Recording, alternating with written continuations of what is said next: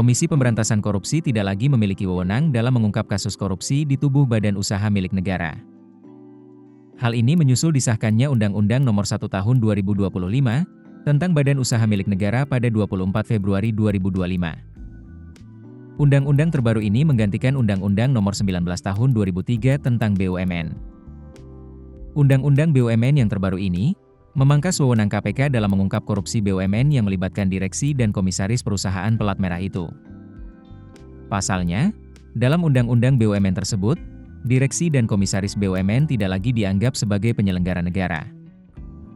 Dengan demikian, KPK tidak memiliki wewenang memeriksa mereka lantaran statusnya bukan lagi sebagai pejabat negara.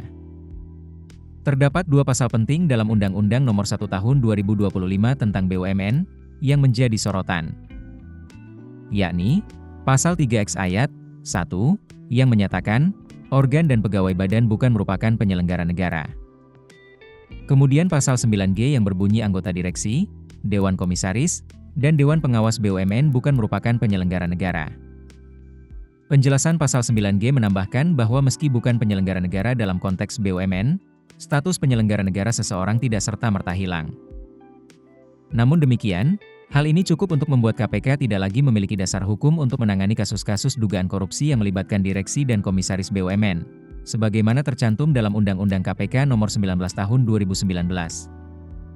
KPK sendiri tunduk pada Pasal 11 Ayat 1, Undang-Undang Nomor 19 Tahun 2019, tentang perubahan kedua atas Undang-Undang Nomor 30 Tahun 2002, tentang Komisi Pemberantasan Tindak Pidana Korupsi.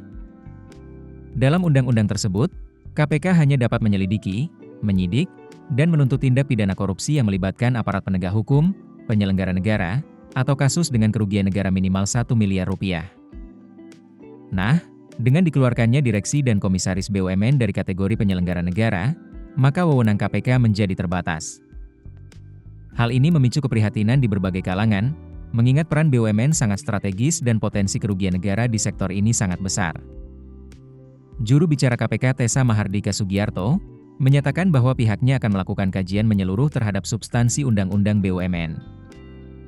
Kajian ini akan melibatkan Biro Hukum serta Kedeputian Penindakan untuk melihat sejauh mana dampaknya terhadap penegakan hukum oleh KPK. Menurut Tessa, kajian tersebut penting untuk memastikan bahwa pemberantasan korupsi tetap bisa dijalankan secara optimal, sesuai dengan semangat reformasi dan komitmen pemerintah untuk meminimalkan kebocoran anggaran.